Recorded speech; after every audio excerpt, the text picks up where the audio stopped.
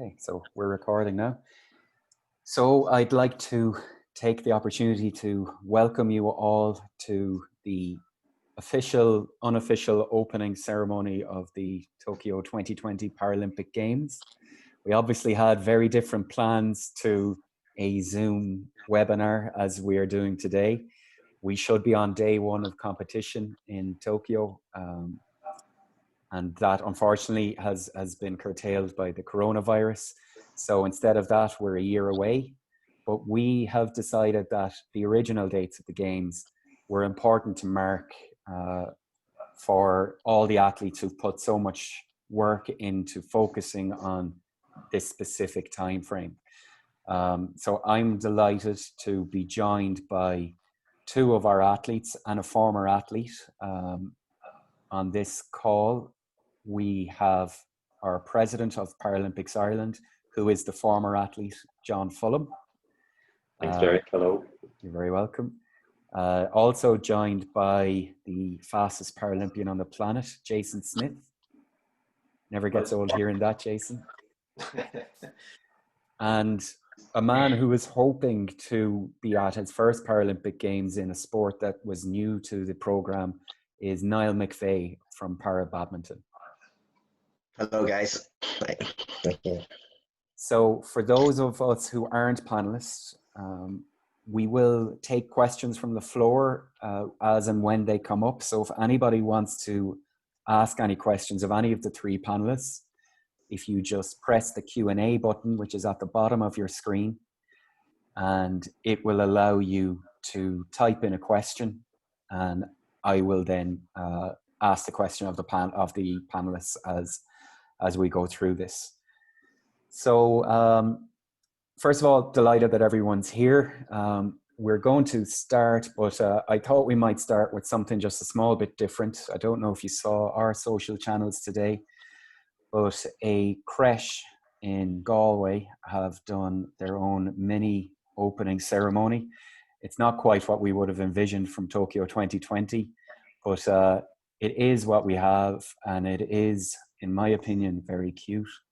So I'm going to share my screen very quickly and just play this video for you to see.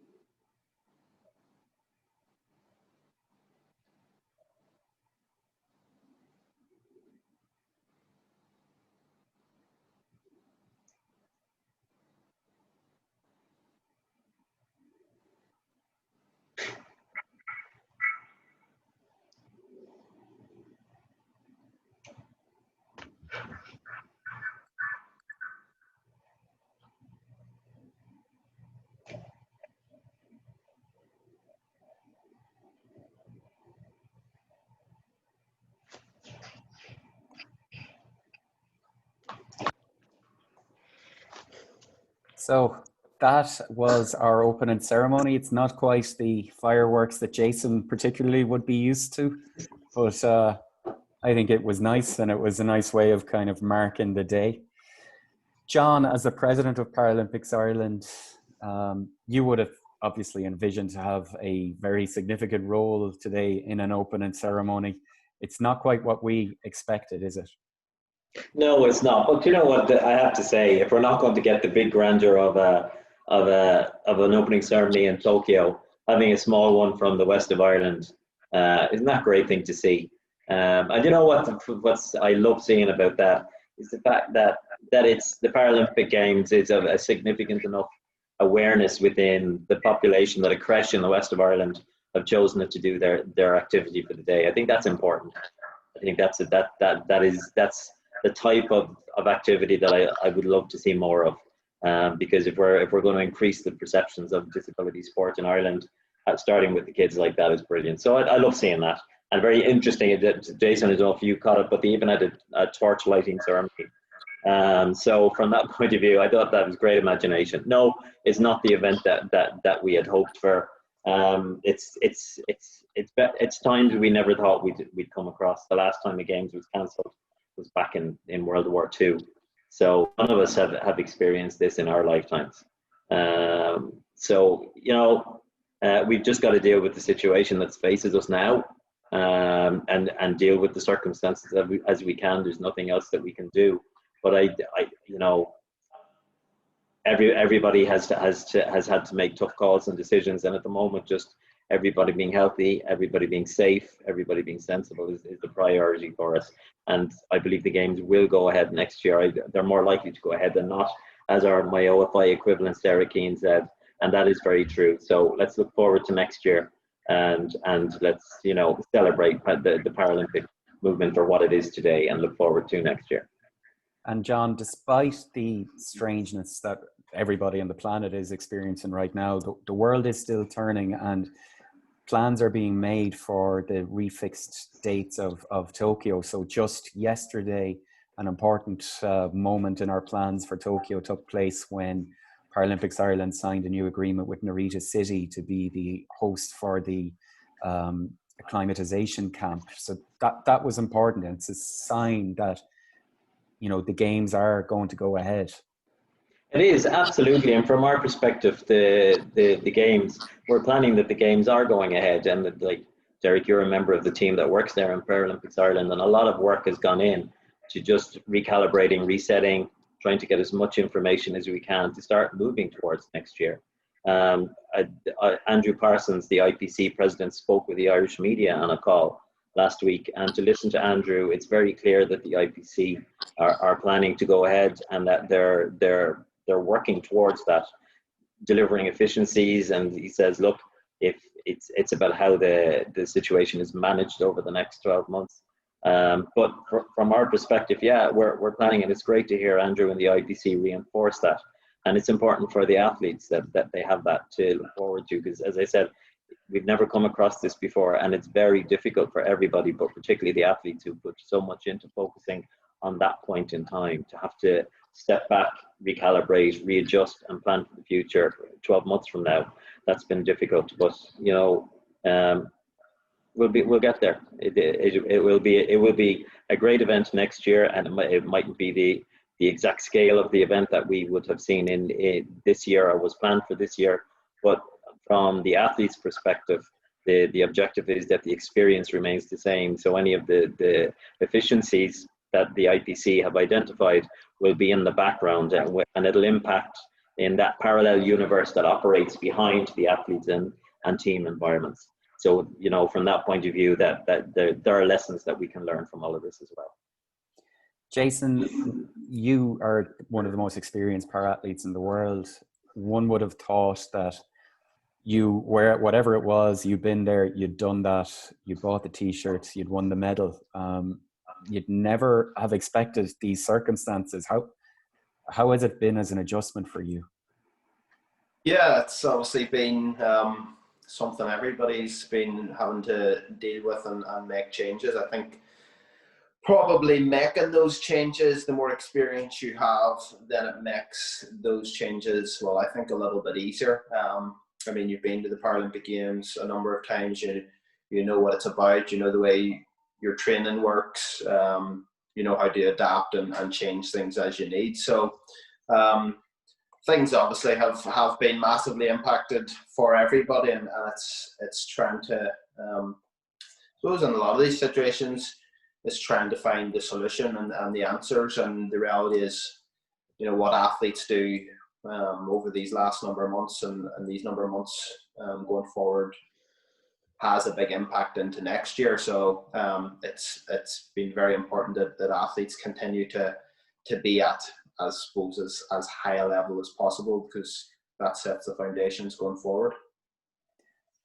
So as an athlete, you're able to get out and to go for a run or to, you know, do some exercises of some description in your discipline, but you've also had the strange realities that a lot of maybe other people, lay people, would have, you know, with lockdown, with schools being closed, with that type of thing.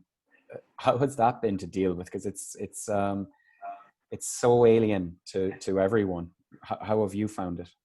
I honestly, from a personal perspective, I haven't found it that difficult. And I more so mean, when I look at the life of an athlete, or maybe not all athletes, but myself is very much based around training. So I spend either time training or I spend time at home with my family. Time home with my family actually hasn't changed. In fact, it's increased, because when I look at how often I'm normally away. So for example, last year I was away roughly about 20 weeks of the year, which is a massive amount. So I've actually been home a lot more and had more time spending with my family. I mean, a lot of the restrictions has been around socializing and being within distance of people. And as a life of an individual athlete, as much as it looks great in those moments, you know, that you're crossing the line and in the big championships, it actually can be quite a lonely life. It is you, and everything you do impacts how you train and how you perform, how you eat, how you sleep. So in a lot of that, what the average person, you know, you have a social life and you're doing lots of different things. For me, that's probably not a lot of what my life makes up. So I think on a personal aspect, I didn't feel like I dealt with it or found it that challenging. Again, as an athlete, I spend weeks, I've been months, I spent years away just training. So being locked to being able not to do stuff, well, something, you know, you've learned to do over years. You learn to be very comfortable in your own skin. I think for me, the most frustrating and challenging thing has definitely been around training, because of all the restrictions and lockdowns, and how do you find solutions to not having gym, not having track, on the basis of what I said.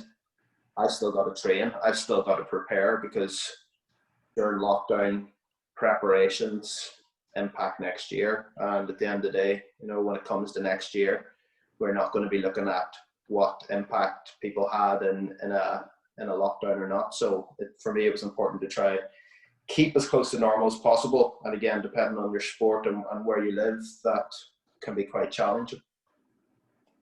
So depending on your sport is a key phrase there, Jason. And Niall, you're a badminton player. So, I mean, social distancing means that could you even hit a shuttlecock back and over a net, or, you know, has this had a huge effect on you? Yes, it's been a big change for me actually since this lockdown. Obviously me living out sort of in the country, I've just really been training out in the garden, you know, just keeping fit, set aside a mini gym out in the shed. In regards to actually playing badminton, no, it's been quite difficult actually. The only thing, the only way I've actually been able to hit a shuttle is literally off a wall or something like that, or up in the air, and that's just really just to keep the arm going. But yeah, it's been a massive change, as I said earlier. It's probably been since I first started playing badminton. It's definitely been the longest sort of playing badminton, you know, because obviously when you have your breaks, like when you have this, I wouldn't call this a break, but this has been a long few months of not pitting. So I suppose by the end of, or before actually I started playing again, just coming up to maybe after not playing, it was getting a little bit frustrating for myself. But I suppose I have to just keep telling myself, you know, it's for the best of everyone, you know, everyone's health. And then it's not just me in this situation, you know, we're all in this situation together, and it's how we fight through this. And, you know, we make things better and just, you know, hope for the best. Yeah, so. Have you been able to get back on a court yet, or is that yet to come for you? Yes, well, from this past, sorry, say it again, Dirk, sorry. Have you been able to get back out on a court, or are you still waiting for the opportunity to do that? No, so this week will be my 4th week back on court, actually. I'm obviously in a squad system at the minute. It's just 1-to-1 with my coach. So yeah, it's there is some still restrictions, but I am back in court 4 weeks now, which is good. Yeah. What was it like that first day? Did you feel rusty? Definitely did feel rusty, yeah, but it was a happy rusty, to be honest. I was very happy to be out there playing again, and yeah, and then each day came along, and it just like I felt better, and just kept enjoying it more and more. And I think now actually, I think obviously with this lockdown, a good thing about after this lockdown, you probably get for myself anyway, obviously not being able to play on court, I've got a really good buzz about it, you know, playing again. And so I suppose if I look at it that way, it is a good thing too. Yeah. So. John, I think that's kind of an important point that Niall has made, is so many of our athletes have, for the first time in a long number of years, so many of our athletes haven't been able to do the thing that they do, which is their sport. It must be really good to see the athletes coming back out and getting back onto the court or onto the track. And actually, if you've been tracking some of the performances so far, they're coming back stronger and a little bit better in many cases. That must be quite heartening to see as the person in charge of Paralympics Ireland. And it is, Derek, absolutely. And I enjoy hearing the guys talk about the excitement of and the pleasure of just getting back out onto the court. And I'm hearing Niall say that, like, it's because that's where you belong. That's where these guys, you know, that's what they love to do. And I loved hearing, say, for example, Ellen Keane's videos shot on the Year to the Games program on RTE, where she spoke about, you know, the time away from the swimming pool has just rekindled in her the realization that she loves the sport, so that this is not going to be her last games. She's not finished yet. And sometimes we, as athletes, well, if I think back to my day, and I can't believe I have to say an expression like my day, but there you go. Thinking back to then, you don't often get a chance to take a step back because you're just so fully immersed in it that you rarely get a chance to take a step back to that extent. So, you know, if you're looking for positive, that's a huge positive. And now we see, like, we had our athletes running at the nationals, in athletics. It's just, and they were all strong and good performances, season's best. I've seen some personal bests coming through. So for me, that's really exciting. That's really, really, really positive, because that's just, because, you know, that's where the athletes belong. And what I am impressed with, and it's not a surprise to me, but it always impresses me, is the resilience of our athletes. You know, our athletes are strong. Our athletes are very talented and they're very capable, but they're also you know, supported by a very good team who were there, and the feedback from the athletes was that the high performance and medical teams were there to support them through this. But when it comes down to it, our athletes are really strong and they're really resilient. So it doesn't surprise me that they're coming out of this in good nick. I nearly expected from them. No pressure, lads. Jason, I always got the impression that the love of your sport was never an issue for you. You obviously love it. You've been doing it so well for so long. But when you've come out of lockdown and you've been able to get back to a track, do you feel like it's in any way a renewed love of your sport? Has it given you a boost to get back doing what you know so well? Yeah, it definitely does. To start with, I mean, we've obviously, with being an outdoor sport, we've been back a lot longer. I think we were back on the track maybe June. But I think with sport, and I look back and like all my years, I think the love of the sport goes up and down depending on different periods and depending on different motivation. I think for me, where I am at now in my career and kind of looking towards when the end will be, I think my motivation and love for it is definitely greater. And you know, as John says, you don't really stop and look at what you've achieved or where you're at, because you're always looking at the next thing. But I think that knowing that next thing, and whenever that might be, which is getting a lot closer, it is when the end will be, then you realize and appreciate how incredible this whole journey is. You know, we talk about the opening ceremony and, you know, the experience being there, competing, winning medals, standing up at podiums. Those things are never going to happen again once it's all over.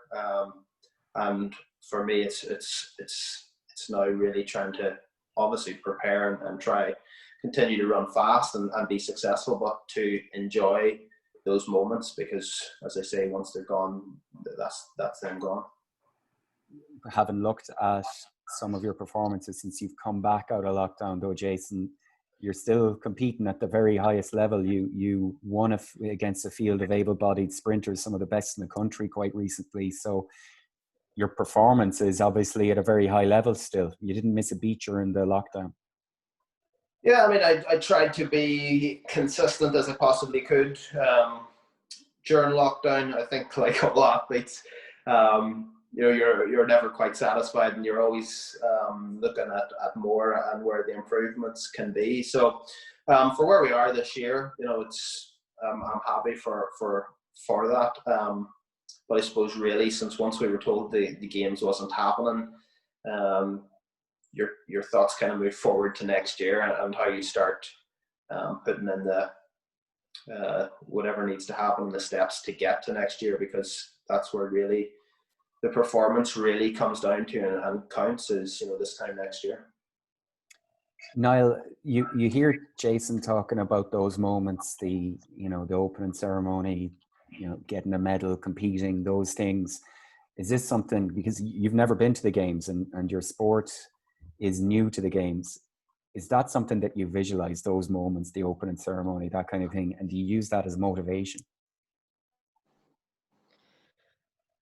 Yes, absolutely, Dirk. I suppose now I've been playing badminton now about 20 years and probably competitively about 15 years. And I've been all over the world playing in championships, worlds, Europeans, internationals, nationals, and you know, I did all them, and I knew we were always fighting to get into the Paralympics, in the big F since London, really. And we failed London, we failed Rio, but then we finally got into Tokyo. So I'm playing all these here. It's something I've always wanted to do from being anything else. This is one more tournament that I really do want to be a part of. So I'll give it my utmost and try my best to get there. Obviously, coming up now, well, we had one more qualifying event just before the lockdown. It was supposed to be in March in Spain. So I still do have one more qualifying event to do, I believe, at some point. And yeah, but it's definitely somewhere I want to be, and I'll do my best to get there. Yeah. Your connection isn't the best, Niall. We got the gist of most of what you were saying there, yeah. But unfortunately, the Irish Open, which would have been one of your key events, that has been a victim of COVID and won't go ahead now. Yeah, but yeah. For you, so you weren't qualified yet for the games. Hopefully it was on the way, but how does your qualification sit now? Do you have any idea of a view for the future when everything comes back online? Yes, so the way our qualification will work, since this is our first time in it, my class is the short stature 6, which there's only 6 spaces available. So at the moment I am currently sitting in the 6th place. So the way it works, the top 5 automatically get through, but then the 6th spot comes down to like an application format. So then that's up to which will come down to maybe four players from 6 to 10. And it will come down to like your federation, writing off to the IPC and putting in an application. So yeah, it's a bit of a different way of doing it for us, I feel. But yeah. With having so you earned points from each competition that you would have competed at. So if there are fewer competitions between now and Tokyo, it means that when they come back, every one of them will be huge. Yeah, well, there's only one more available. So there's only one more for us. So this next it'll be in Spain, which was supposed to be in March. So we've only got one. So yeah, we'd have to get a very big result there to try and get into the automatic spot. So, but it is possible for me to get there. So I have to just believe in myself that I can do that. Get into it the easiest way as possible, rather than going through the application format. So yeah, John, you hear Niall talking about what is going to be a vital competition for him in Spain, and there are many other athletes that are in that similar situation, but it is a little bit uncertain, the view out there right now. What do you say to athletes who are waiting to find out what the future is going to hold for them in a competition perspective? Well, I think the first thing to do is to recognize that this is a hard situation for everybody to be in, and thankfully I've never had to face it as an athlete, but it's difficult, and the problem at the moment with all the sports is the situation moves, and there's just so much uncertainty and there's worry. So what I would say to any athlete is that stay focused. Don't get distracted. Don't get down. Like, your self-belief is very important here, and it's great to hear Niall chomping at the bit to want to get to that tournament, because certainly we believe, and I believe, that Niall can get there, and as one of those automatic slots. But just to remain focused, we're here as an organisation to get the team to the games, and we want Niall to be there. We want Jason to be there. We want as many people as we can to get there. So remain focused, keep the self-belief, just keep doing what you do. I remember a long time ago, people say, "Oh, what you're doing is amazing," and it is. But elite athletes, it's not rocket science. They know what they're at, but they do the simple things, they do the basics, but they do them very well, and they're very organized. And there's nothing to be fearful of. So just keep focused, keep the belief, and I believe if you can do that at the moment, control what's within your control, and then let the rest of the stuff be sorted out by those who need to sort it out. And then when that competition does come up, and when the opportunity comes, you'll be ready, and you will be ready. And John, from an organizational point of view, there is obviously a lot of work going on behind the scenes right now. We spoke about the signing of the agreement with Narita City to host a training camp prior to the games next year. There's a lot of work happening with partners, with our sponsors, that type of stuff. So it's still a very busy time for Paralympics Ireland in the preparation for Team Ireland for the games. Absolutely. The work didn't stop. The plans changed, the goals changed, the timelines changed, and you had to react to those, and you had to refocus and plan and make the tough calls, and make the calls that were right at the time, and particularly around athlete safety and about and the safety of the team within Paralympics Ireland. But yeah, the work's ongoing. Now we're looking at the information coming from Tokyo, and we're looking towards the information coming from the IPC and taking that information and rescheduling our plans, reorganizing the trip to Narita, signing those agreements, all the stuff that goes on in the background that the athletes shouldn't have to be aware of or worry about, because that's not their job. Their job is to focus on their training and to do what they do. But yeah, there's still a huge amount of work in terms of then looking at supporting the athletes, which the team in there has been doing so well, and then replanning the games and replanning the training camps and the flights, and you, Derek, looking after communications, looking at how that's going to work, engaging with the media. And look, I have to acknowledge the support of our sponsors here, because hopefully there are a number of them on the line, because we would, they're very important to what we do. We couldn't do what we do without those supporters, and this is a tough time for them as well. So from an organizational point of view, it's been great to have that backing from them, because it allows us to do what we need to do. And it's worked with Sport Ireland and government.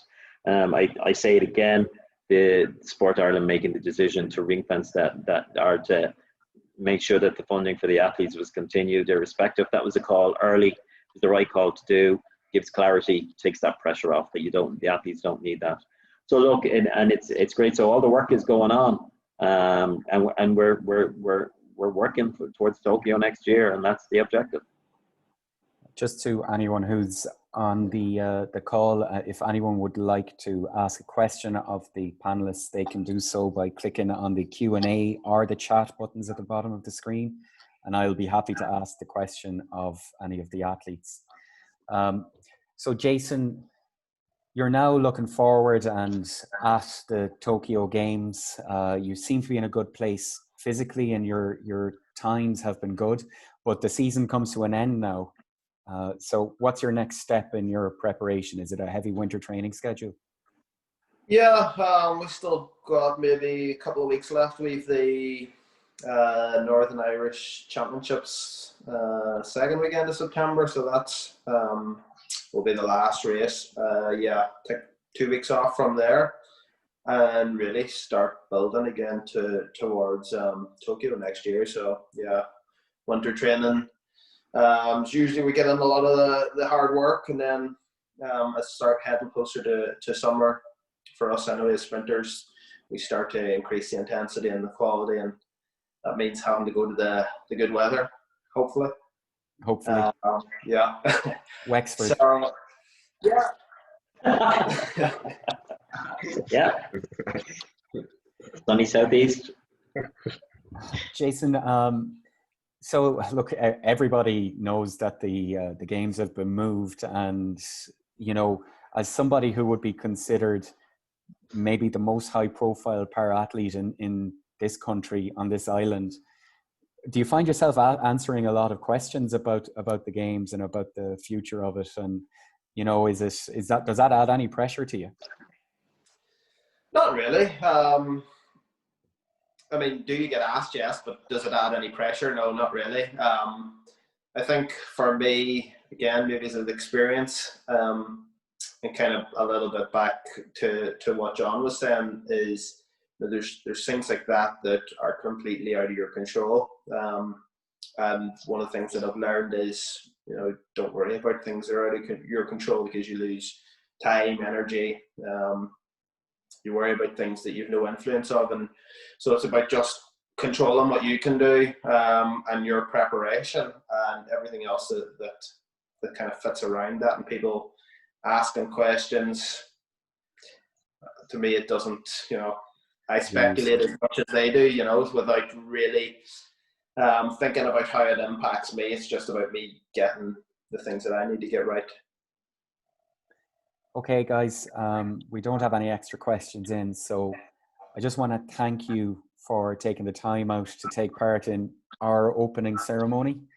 It's not quite what we would have seen at the stadium in Tokyo, but I think it's done well. So just thank you to the President of Paralympics Ireland, John Fulham, to Jason Smyth, and to Niall McVeigh for your time, and to those of you who joined the call. I'd just like to wish our athletes the very, very best of luck for the coming months, the training blocks that you're going to be doing, and hopefully in the competitions when the world opens again sooner rather than later. And to John, best of luck with all of the planning and everything that goes with bringing a very strong Irish team to the Paralympic Games.